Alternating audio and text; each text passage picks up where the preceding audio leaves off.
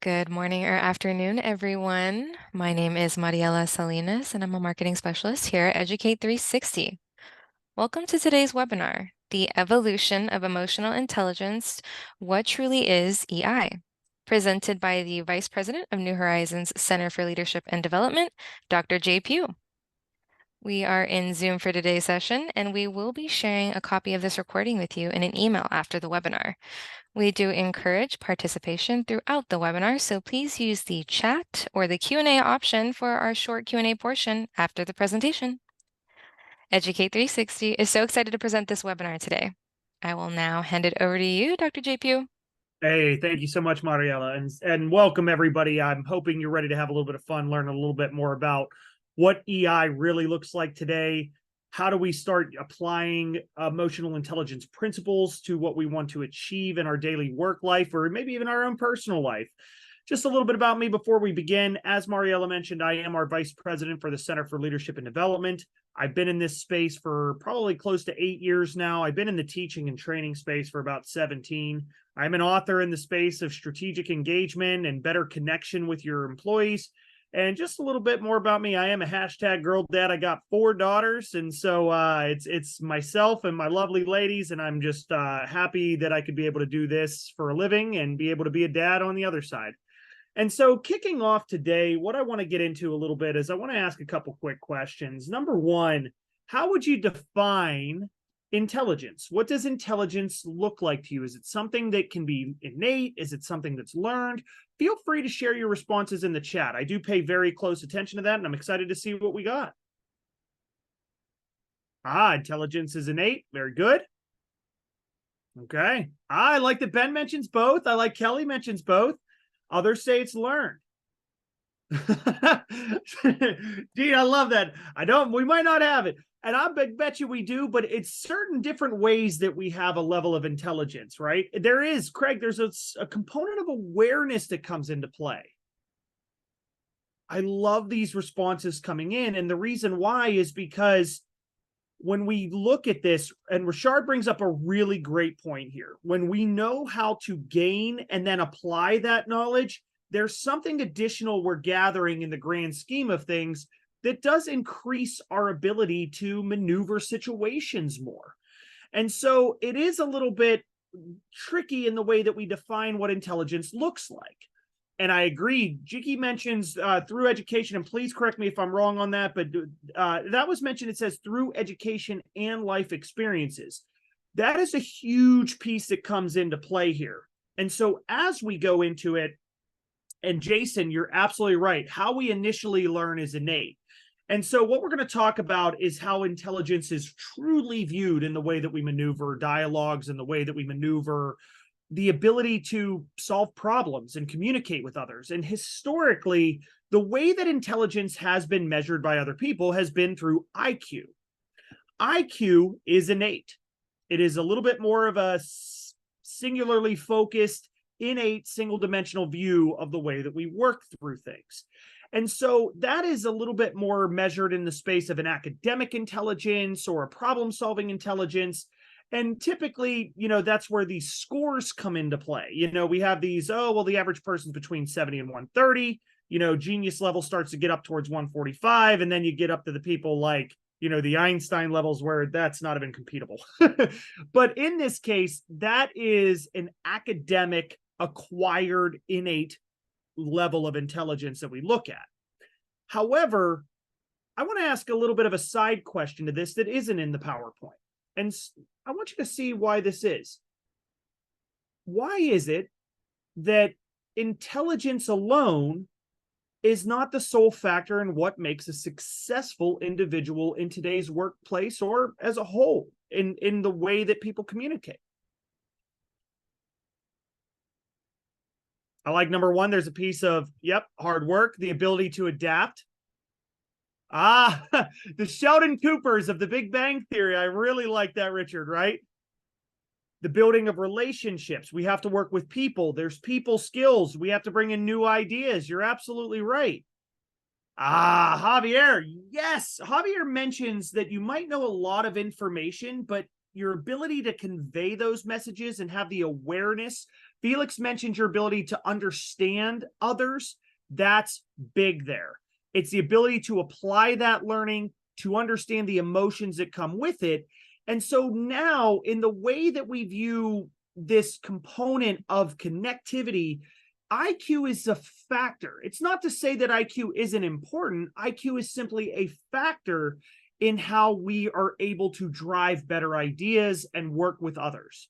The other piece that goes in is our emotional quotient. An emotional quotient is the measurement of our emotional intelligence.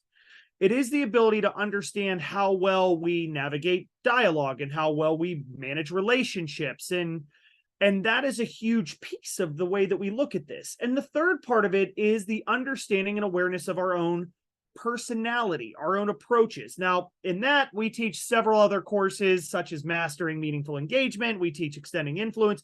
But this is a real good understanding of how we know our own personalities. And a matter of fact, we have a webinar next month on DISC. DISC is where we start to get to behavioral analysis and personality analysis. What our focus today is on is this EI, this emotional intelligence, or the way that it's measured, which is EQ, the emotional quotient.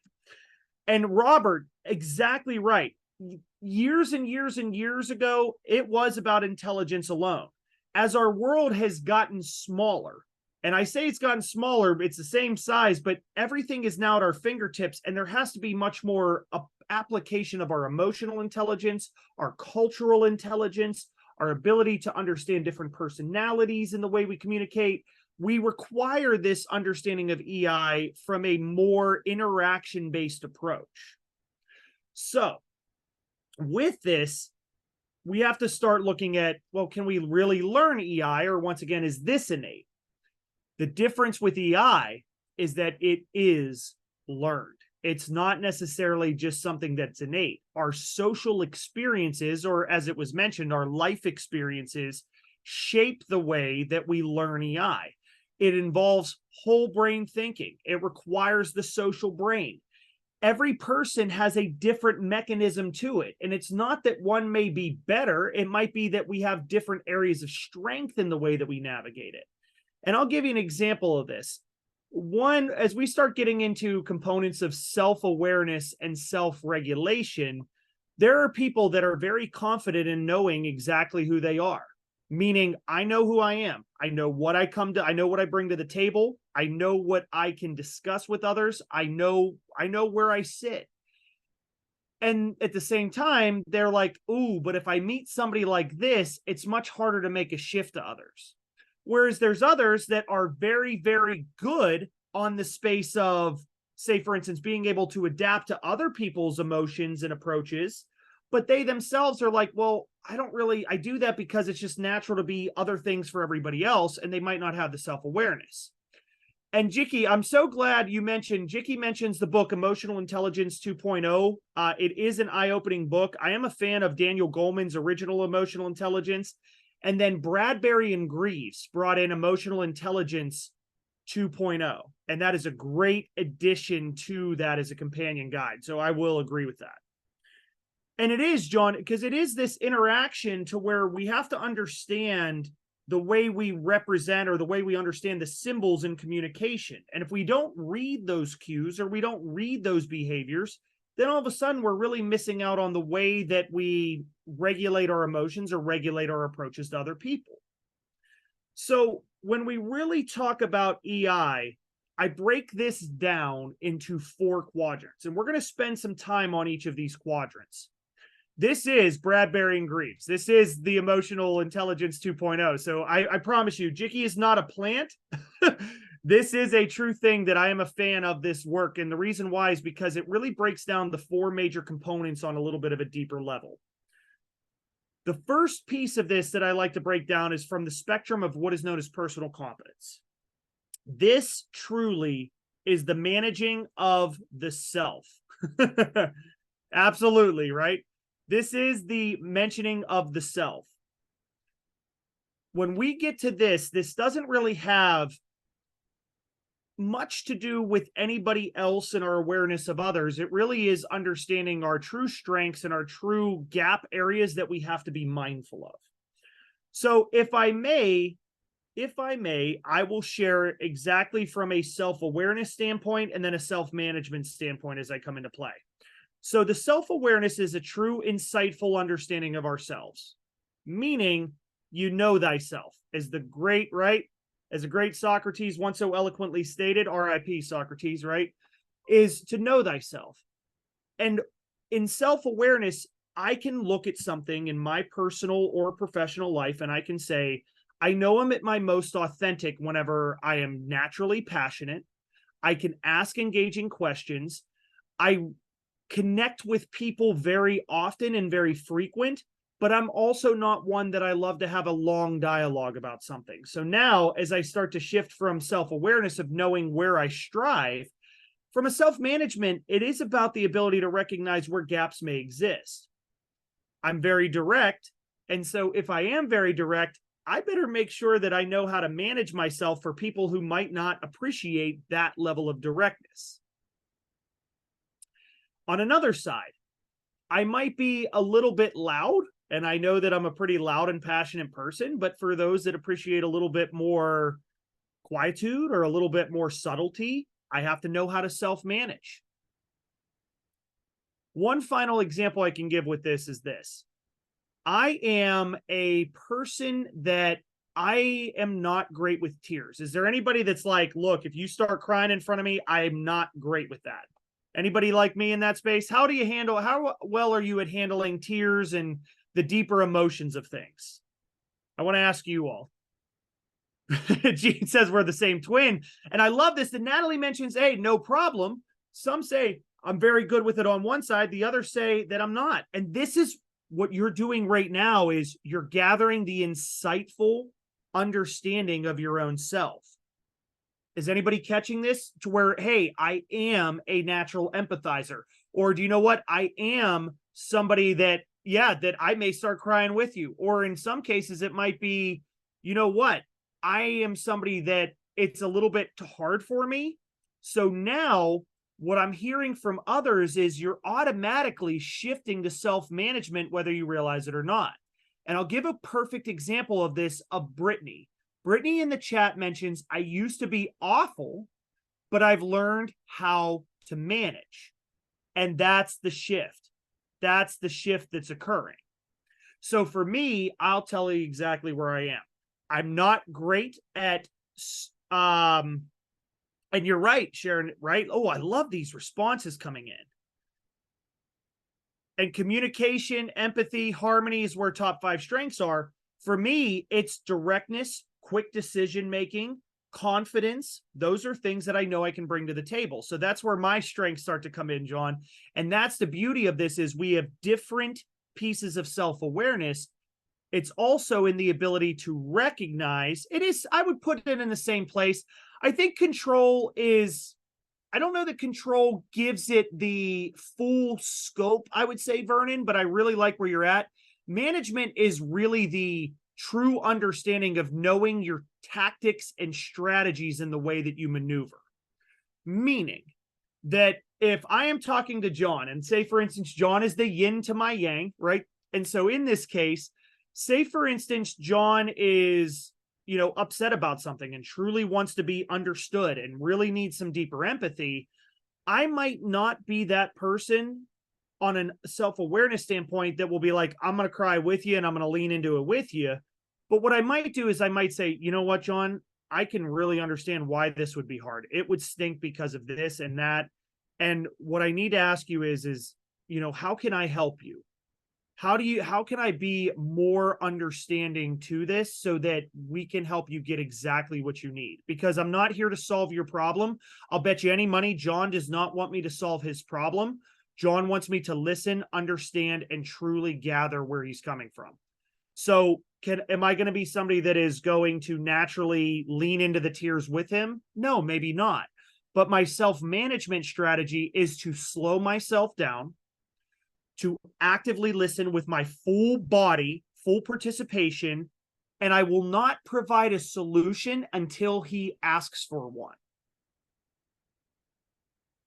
That is the difference between Yes, and Vernon, great clarification there that the difference of can't. Yes, I would say in that situation, control and manage, I would identify as a similar component. Yes.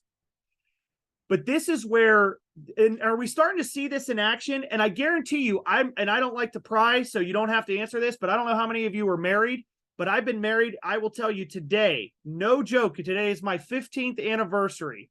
And once in a while, I will still fall into the same trap to where I will, maybe, I am very much from a self-awareness standpoint, I am like vanilla ice. Does anybody know why?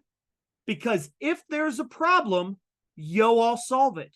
That's where I live. That's where my mind goes, right? And Kelly, you just nailed it on that side. Is my wife on the other side is not if there's a problem, I'll solve it. She's very much a stop, collaborate, and listen type person. And so that's where we have to really understand the quadrants in the way that we move. And so in this case, Jessica, you mentioned that you're right, that sometimes people just want to be heard. And sometimes some people want to be solving, right? And so this is a perfect example of where all four of these quadrants come into play. The first two is knowing yourself and knowing where you need to make regulations, where you need to shift this, where you need to navigate it. The other piece of this is your true recognition of the other. This is the true recognition of the other. And so in this case, where social awareness comes into play, is that you truly understand the other. You truly take a moment to really understand what is important to the other. So in this case with John, I truly, without even meeting him, without even seeing him, I'm trying to demonstrate true social awareness on what sounds like it is important to John. And then what I'm going to do is I'm going to take meaningful action to manage the relationship and that dialogue with him. And Vernon, you're absolutely right. So here is trick, and I want to call it trick because none of this should ever be manipulation. For anybody that has ever taken a class or a webinar with me, you know that I always say that if you use any of this for manipulation, you will bury your reputation. This should be used for better relationship building, better meaningful purpose. So in the relationship management, one thing that I love to use as a strategy is I will genuinely ask people how they want to be listened to. So knock, knock, knock on my door, and somebody might be talking to me and go, hey, I need to talk to you. First thing I'll do is I'll invite them in, have a seat, let me regather. I will get myself up from one side of the desk, hop over to another place and sit alongside of them. And then what I'll do is I'll say, before we begin, and I please start this, catch it before we begin. Before we begin, you could ask it a couple different ways. What do you need from me? It could be a, how can I better help here? But you got to find your phrase to say, how can I truly help you in the way that you want to be helped? And so the way I say it is, before we begin, what do you need from me? Do you need a solution? Do you need some advice that we need to brainstorm through? Do you need to just vent this one out? And I normally give them those options because it allows them to guide what the dialogue will look like. So that is a huge piece. If you can ask that question up front, they'll go, oh, I don't need any advice. I already know how to solve it. I'm just frustrated. Great. At this point, you now have my undivided empathy. You have my full-blown body language, and I'm here with you. And Roger, I love, see, very, very good. He asks, what does supporting you look like? So for me, I will be very candid with you, and please don't, I'm sure there's going to be laughter in this. I hope nobody will take offense to this. I need empathy like I need a hole in the head. I don't need a sorry. I don't need a sorry. And I do see, Jessica, your question. I'm going to answer that as soon as I get through this piece. I'm going to certainly come back to this question. What supporting me looks like is getting to a point to where I need you to ask me what I've already tried. What have I already tried? I need quick solutions. I need to work through A, B, and C. What haven't I tried? What have I tried? Have I considered? I am somebody that, once again, if there's a problem, I'll solve it. Ask me the questions that get to what I need to solve. I don't want an I'm sorry. I don't want to, man, that really has to be hard. Yeah, it is. I'm already past that. Let's get to the solution. So that's where we really have to understand each other. Now, Jessica brings up an amazing question here. She says, do you have a suggestion on how to manage relationships via text? It is absolutely harder than in-person dialogue. I really will agree. Jessica, you bring up a very good point to start, and this isn't part of this presentation, but because you brought this up, this needs to be here. And Sharon, in mine, I truly believe the true authentic self finds a way to merge both and find that authenticity. So for me, it is both. I don't need empathy in either. I've learned to really find my authenticity. Jessica brings up a really, really good point here. And so what I want to share is there is something known as the 738-55 rule. It's also known as the Mehrabian rule.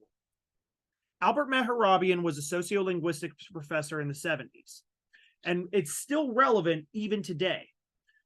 And what he says is, out of 100% of a message we receive, only 7% that really resonates with us are the actual words. 38% is the tone in which it's delivered. And 55% is the body language. And so in this case, if we are working with only a text, and Casey, you're right. I'm somebody that I'm just more of the facts. I'm a Joe Friday type, but I understand that not everybody is the way that I am. And a big rule of thumb is that I can never assume that what is clear to me is clear to others. So I always find it okay to ask.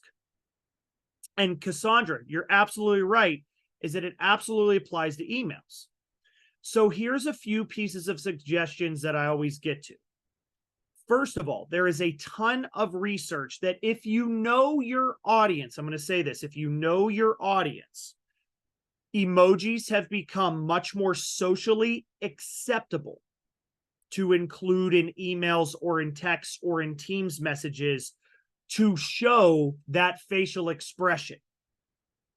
That will help alleviate it.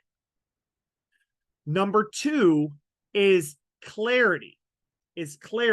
Meaning that we have to preface ourselves a hair more in messages, saying, I want to make sure that you understand that this is not coming from a place of directness.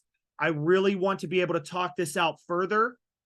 And if we need to pick up the phone, let's please pick up the phone. So I always try to give them the out to say, I will respond to this. However, I do want us to make sure that if we can up the bandwidth of our communication to a phone call, or even better, a video call, let's do that. Because I don't want us, I always play the game, The Last Thing. Has anybody ever heard the last game? Or the last thing?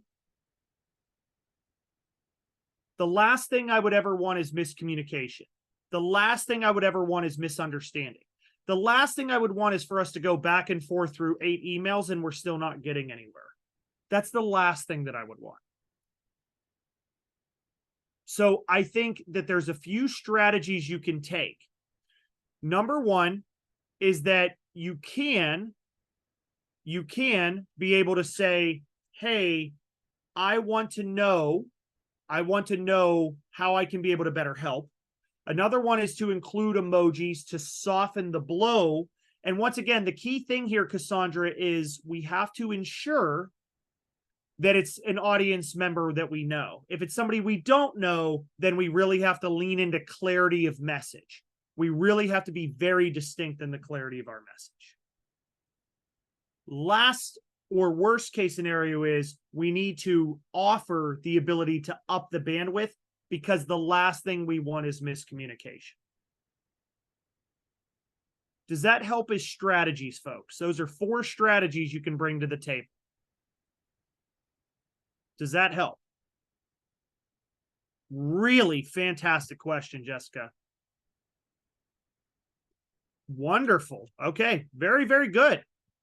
So in this case, what I also want to dive into is when we talk about the social awareness and relationship management, this is somebody that we want to really try to take the time to understand. And I'm going to say it this way. Ready?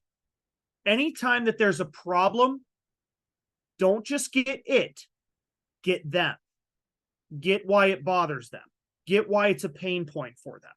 The more that you can do that in the social awareness stage, the better relationship management you achieve. And Vernon, I'm going to save that question for a little bit later because I am going to talk to you about techniques to manage maybe that they can't articulate, or maybe they're stubborn, or maybe they're just resisting and pushing back on something. So that is in this presentation. Okay.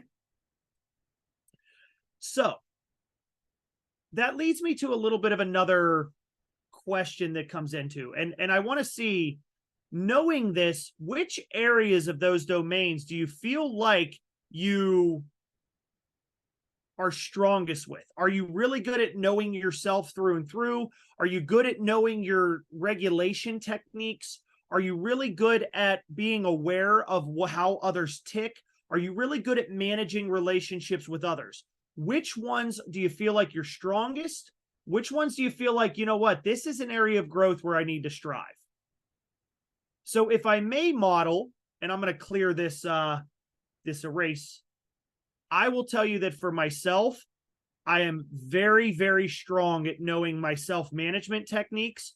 But one thing that I struggle with a little bit is relationship management. And I could be a little bit stronger with really working on spending time in the maintaining and the nurturing of those relationships. Oh, I love what I'm seeing from people. Really good with self-awareness, missing self-management in some cases. Others are saying, hey, really good at managing the self, not so great at reading others. Some say, this is what I love to see, folks. As the great Kevin Hart is so eloquently stating right now, y'all are learning today. And I love this. You're learning about yourselves. This is fantastic. Love what I'm reading here. Very, very good. Good. Seeing, like, this is where it is. This is, and look, if we need to work on all, I will tell you, we do have a whole, this is just a 1 hour snippet of a 2-day course that we offer. We really do focus on how EI can truly help us in the way that we navigate. And so, Danielle, you have a question. If you want, go ahead and type it in the chat, or if you were just saying, no, I agree with you, that's all good.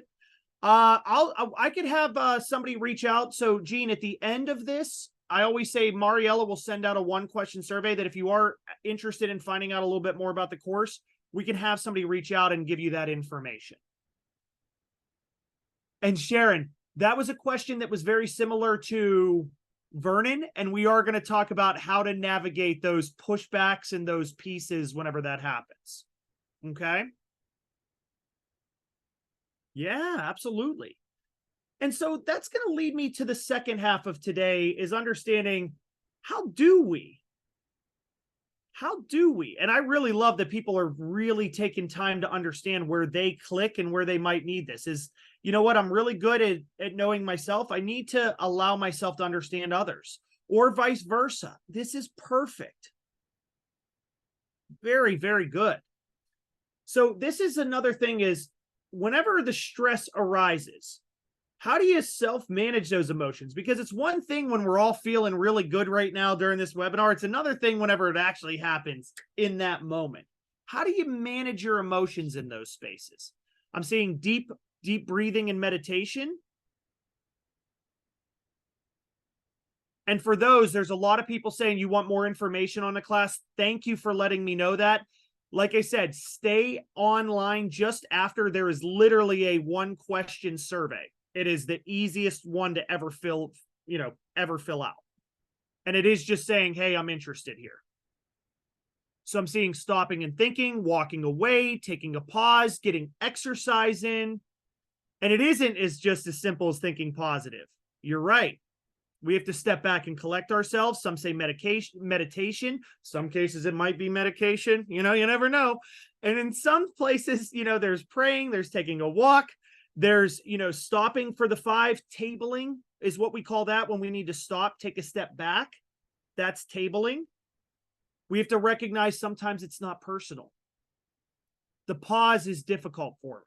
That's good. I want us to know this. It's personal, right? And yes, prayer. Prayer is a big thing for many, and that's sometimes the case. Acknowledgement, Luzanne. Yes, is understanding, you know what? This is truly affecting me right now, and how am I doing this? John's mentioning the halt check. Am I hungry? Am I hangry? Am I hangry? Am I a little lonely? Am I feeling tired? Why is this feeling really happening underneath? Consulting the dog. Yes, I will tell you, our pet friends are absolutely sometimes navigational with us. Yes. Very, very good. Love the regrouping. Asking for more context is really good. Brilliant stuff, folks. I really love where we're seeing this come in. And how would they react? And I love this, and I really don't want to mispronounce if it's Agnieszka. I really don't want to mispronounce that. I will tell you that is such a key thing. Is I will tell you that when we are frustrated, there's 2 rules of thumb that I really like to share with other people. Number 1 is I always go to my main man, Ice Cube. As the great Ice Cube once so eloquently stated, the moment I am feeling heat, I need to check myself before I wreck myself. That is the first thing I need to do. I got to check myself before I wreck myself.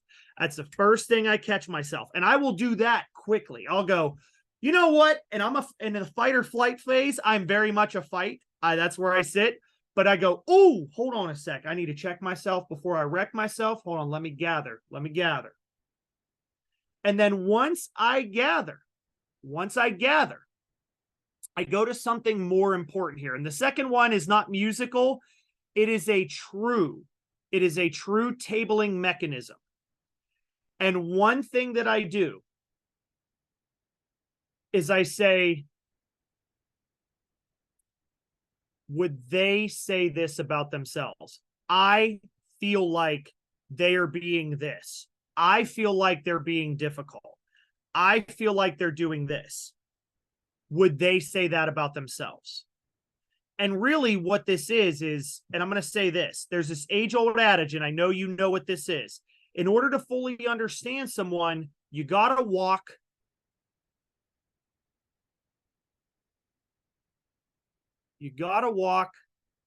a mile in their shoes, right? Yep, or in their socks, right?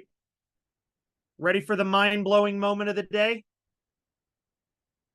The mind-blowing moment of the day. Do you know what nobody ever talks about? Taking your own shoes off. I truly take a moment to step back and recognize that what is clear to me is not clear to them, and vice versa. So I need to take my shoes off. I need to go to where they are. I need to take a step back and look at this from their lens. I really look at it as, if I wore this person's glasses, I probably won't be able to see as clearly, so I need to ask questions to understand. So I try to understand. And it's a true component, but I can't, and I don't. And Bobby, this is another thing. This is going to be another strategy we're going to talk about at the end, is how do we not take it personally? Because it is personal to us, because genuinely deep down as human beings, we care. We do care. And so that's where we have to understand that as we go through this, typically we have these core feelings that hit us. And that's where the Halt perspective comes in. So I'm going to give credit to 2 people that I saw coming in that I really love this. The one that came in was, and I'm going back up to the top because it's worth this, John C mentions Halt check. It's recognizing the exact piece that is hitting us in the moment. It is that ability to take a step back and recognizes this. The second piece of this, I really like, honestly, Bobby, I really like the Q-tip method. which is I cannot take this personally. Most times when people are frustrated, they are not mad at you or they are mad at the situation. And I learned this years ago in customer service is that anytime they're mad, the first thing I recognize is they ain't mad at me. They're not mad at me. They're mad at their situation, but I have this opportunity to be the hero with them and for them. So we have to recognize the feelings we're sitting in first and foremost. And then the next piece that we focus on is we start to shift this approach to interpret it through another lens, through another piece. And that's why my way that I use my emotions to facilitate it, and Fernando, that's why I go to Ice Cube, because for me, it's one thing to recognize and say, absolutely, I should be slowing down. I should be trying to understand it from their lens. But it's so hard to have that trigger that catches our mind. So that's why I go, ooh, hold on. I'm feeling it right now. Oh, Ice Cube that for a moment. Let me check myself before I wreck myself. And that's why I go to that mechanism first. And then once I do that, I use my emotions to facilitate the thinking. I then go to a space and say, you know what? I'm feeling frustrated because I don't know that they're truly listening. And maybe I'm not truly listening. Maybe I'm missing something. Maybe I haven't explained it in a way that is truly being understood. Maybe I haven't asked the right question yet to unlock the door. But I typically can't get to those places until I Ice Cube first. And Natalie, that's exactly why I go Ice Cube. Because in the moment when I'm heated, I'm going to recognize I'm going to say something and I'm going to go, oh, I'm going to say something I'm going to regret. Let me recheck. And that's where I do that. And then once I slow myself down, that's whenever I get to this point that I start to say, okay, I need to reframe this now. And so in the reframing of things, the first thing we have to do is acknowledge that the situation in front of us is occurring and that it's wildly uncomfortable. We have to sit in a moment with ourselves. And Jessica, great question here. Do I have physiological signs that help me recognize? Yes, my neck gets warm in my case. And the more that you recognize, once again, that is actually a self-awareness piece that will lead you to the self-management. So my self-awareness is my neck gets hot. My neck gets hot. And that's when I'm like, ooh, I'm feeling it right now. So it can be sweaty hands. Some might get a little dizzy. Their stomach might hurt, but you got to catch those triggers. Yes, wonderful. We have to catch our triggers. Yeah. See, and I like that, Sharon, you go there is, once again, our body in this case, in the situation, believe it or not, our body's going into fight or flight response in that moment. That's where we're heading. And there's some of us that are like, jump ship, disengage, walk away. And there's some that go to, is Sharon's talking about the Robert De Niro. You talking to me? Are you talking to me? And yes, Jason, there are two others that come into play. There's not just freeze. You're right about freeze, which is I'm not making any decisions. I'm now frozen. Fawn, or what we call fall. Yep, fawn or fall, which means they're going to immediately give in because they don't want anybody else to hurt. So what we have to do is we have to check ourselves in that situation. We have to check ourselves. And it is, and Vernon, absolutely right. That trigger is whenever our body, that's what we call that physiological response. It is that moment your body starts to feel strange or different or hot or what it's going to be. So we have to recognize the scary situation. This is the moment where I check myself before I wreck myself. This is the check. Then from here, what I do is I change the perspective. And this is where I change this from fear to excitement. Now, some people, they can't pull off the excitement. They go from fear to understanding, but it's known as the transition. It's known as the transition that occurs. Now, mine, I will tell you, is the moment somebody disagrees with me, and I will tell you, I do this often, is the moment is somebody will be like, I don't agree with that, or I think that's stupid. I think that's a dumb idea. My initial excitement trigger goes to, ooh, ooh. And then I go immediately to, ooh, I'm in. I'm in. Why?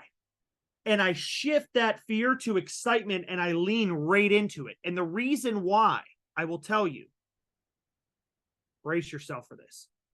Anytime somebody makes a statement like that that is stubborn or truly roadblocking, they're expecting defense. And we must be like the bullfighter. You can't take that bullfighter head on with a fight response, and you can't run away from the bull. And if you freeze there, it's still going to hit you. And you can't just fall because it'll trample you. So what I do is I root myself in positive psychology and I redirect the flow. I go to a fifth one, which is redirecting the flow of that perspective, which now goes to, you know what? You may be mad, but this is now an opportunity. You may be angry. We're going to solve this. You may get to this, but we're going to finish it and we're going to tackle it together. So I'm going to teach you a little mechanism in my mind that I go to on how I redirect the flow.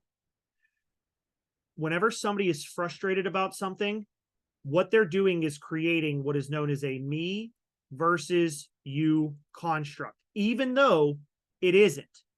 Even though it isn't, they've created it now because they have to yell or be mad at someone. So for me, what I do is this no longer exists. And what I do is I redirect the flow into the fear versus the excitement. Is everything moving forward now goes to us versus the opportunity ahead of us. Everything now is we're in the same arena.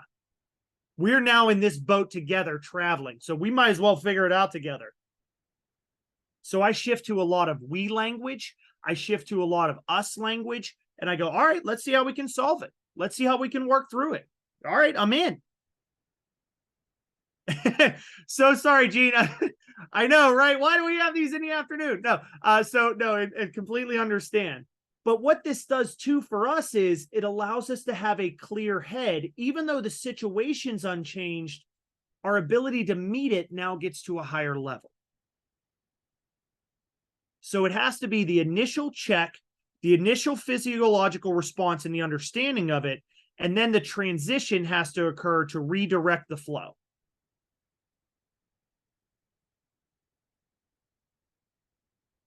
And you're right, Aaron, this is where we have to repeat and repeat and repeat and repeat and repeat. We have to practice this. So if I can share this, I use constructive dialogue to navigate this. And what this does is I use what is known as enquiry, not inquiry. And I have to stress that there is a key difference. Enquiry, let me rephrase it this way. Inquiry with an I is investigative. It's meant to ask questions to get an answer. Why do you do it this way? You're looking for an answer. Enquiry is help me understand more. Your goal for enquiry with an E is discovery. My goal is to ask without any judgment. My goal is to ask truly for understanding. It goes to Covey's fifth habit, right? To seek first, to understand, then to be understood. It really is that place of enquiry to where we say, I'm going to take an active approach to simply discover, and I'm going to take my shoes off because I can't walk in two pairs of shoes, and I'm going to put them over here for a minute. So if I may teach you the last thing of this webinar, on a scale of 1 to 10, how excited are you to find this out?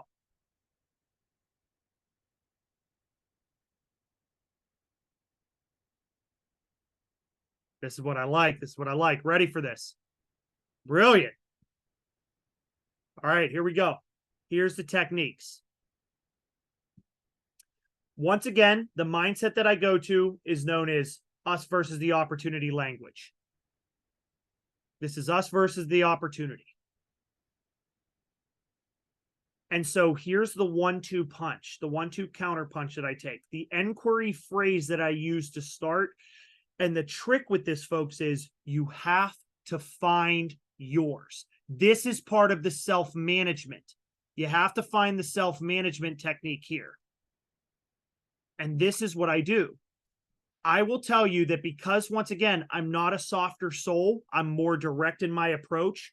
I do not pull off help me to understand very well. That is not one I do well. I will tell you that there are people in our organization that are amazing at it. I am not one of them. So my phrase that I go to is I lean into the excitement and I go to, I'm in. Talk to me about that.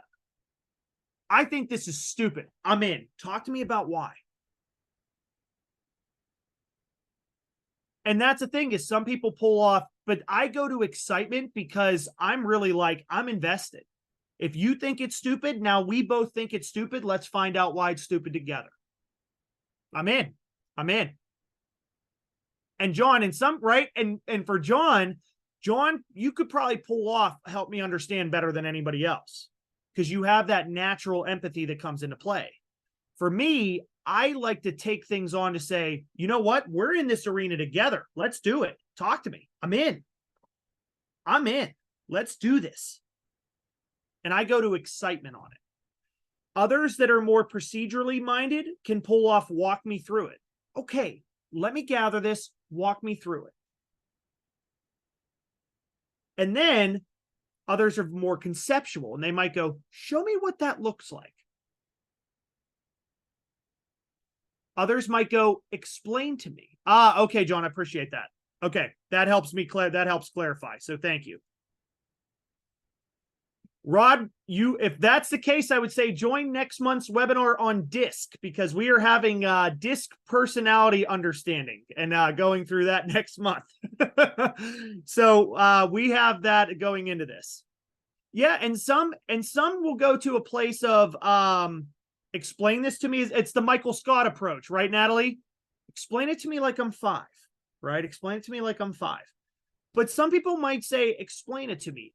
And others really do. I'm telling you, DISC, Rod, it's an assessment tool that also comes with a workshop that focuses on different personality traits.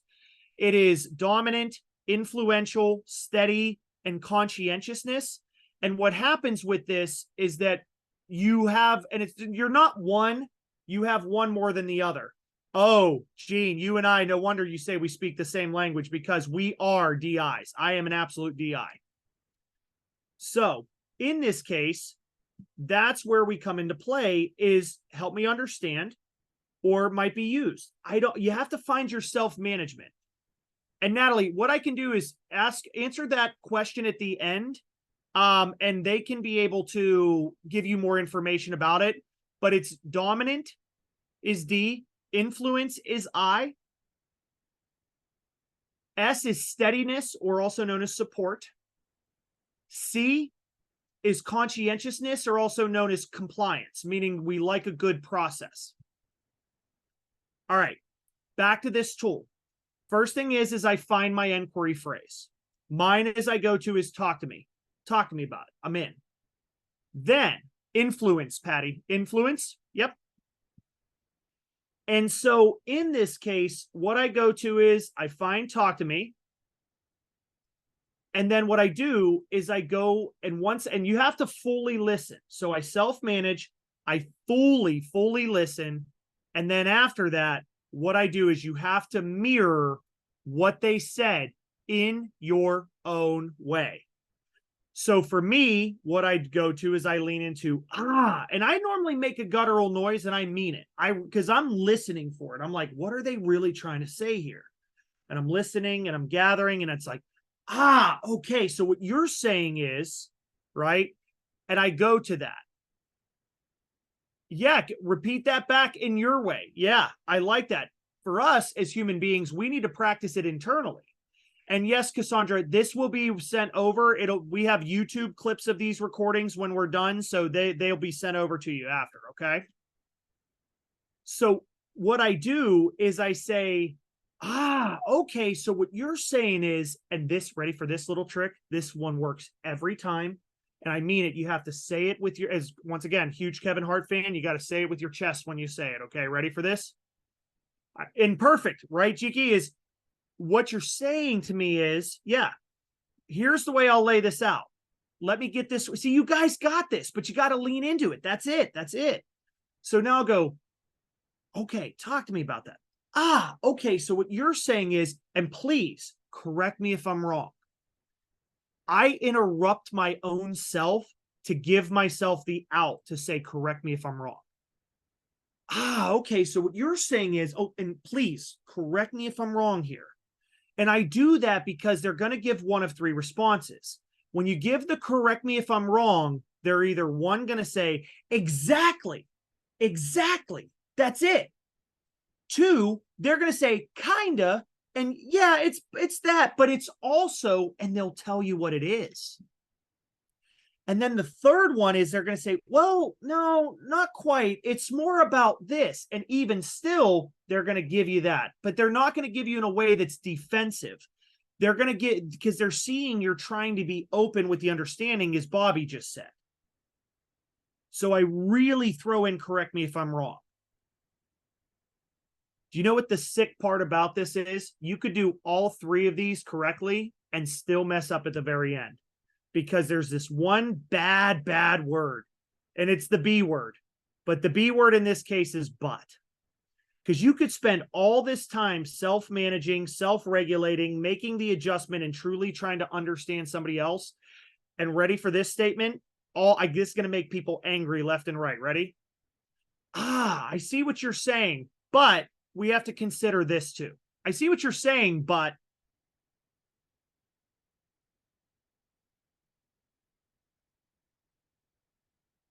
when you bring in a but, you've just negated all the work you just did.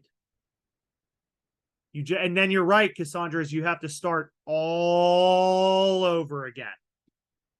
And however equals but, yes. So what I do, and I like this, Deborah, is how do you rephrase not using but? Lisa, look at this. When you bring in a but, the door's been shut. I love that. Excellent. No butts, no cuts, no coconuts. And so in this case, what I do instead, and some people, I will tell you, my boss is one of the best doing this, right? John, I was going to say it that in this case, Sir Mix-a-Lot is incorrect on this one, because we cannot like big butts, and I must not lie on it. You are absolutely right. We cannot use butts in this case, okay? So in this case, what I do instead is I yes and it. And it's driven in inclusive language. It's driven in inclusive language. Now, I don't pull off the yes and very well. My boss does. My boss, she pulls it off so well, it's incredible. She goes, yes, and she'll do that and sort of bring in the next thought that goes with it. I know it's going to be a little different, but I know it's going to be another perspective. But it's completely disarming. What I do is, yes, this is something that I do as well, is I will say, ready for this? Yes, okay, I'm with you here. I also think, and I bring in I also think, I also believe, I also think there's something here as well. And I think we have this. And what I do is I finish with a strong we. I think we have something here.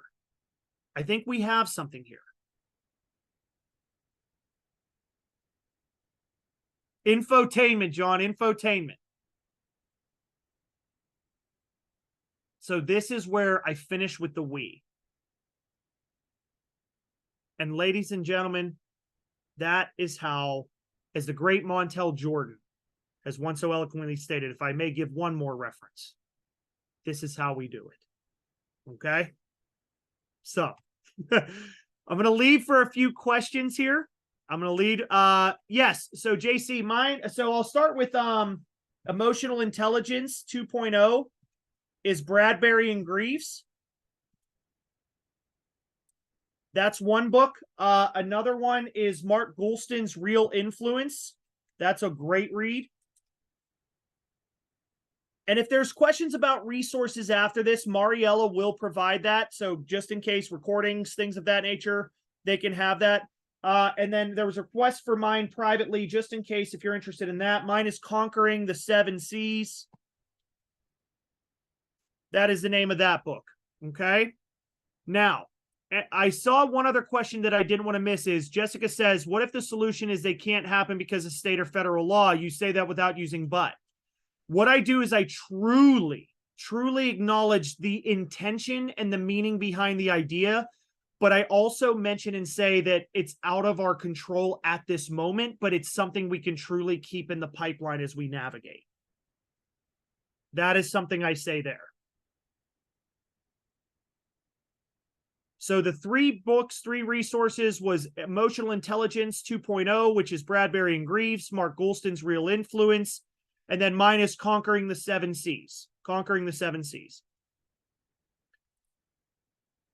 Other than that, I'm going to pass it over to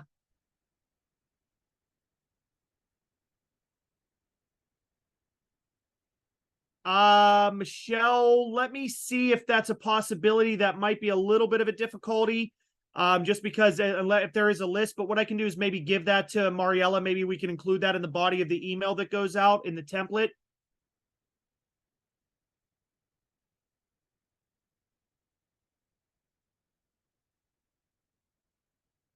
And am I going to teach it? Oh, yes. So Mariella, take it over. Mention the one question survey. Please stay on just for a moment because she's going to talk to you about how to give information on the discourse and on the and on that other information. Okay, the 2-day course for the EI, the discourse, and that information. Mariella, you got it.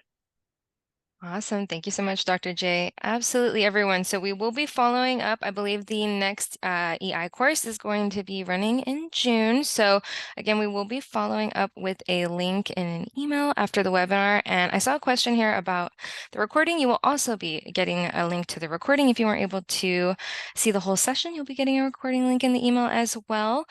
And yeah, I think that covers everything. Q&A wise on my end, it was just a recording. So alrighty, I think we're good to go, everyone. Thank you so much for attending, and thank you so much again, Dr. J. This is a lot of great info. Absolutely. Thank you so much for your time. From a PDU credit, this would count so if you're going through, say for instance, a PDU credit, or if it's going through, say for instance, PMI, this is known as a power skill hour. So when you enter it in, you would put in the title of it, which is the evolution of EI, and then you would just put it in as an hour for the PDU, or you would put it in as the power skill is what it counts as. Absolutely, yeah, and it'll count for one whole PDU since Yep, one whole it was an PDU. hour. Yay! Awesome. Well, thanks again for everyone joining us today. Thank you so much, audience. And yeah, follow up with us on that survey, and we will definitely get some more info over to you.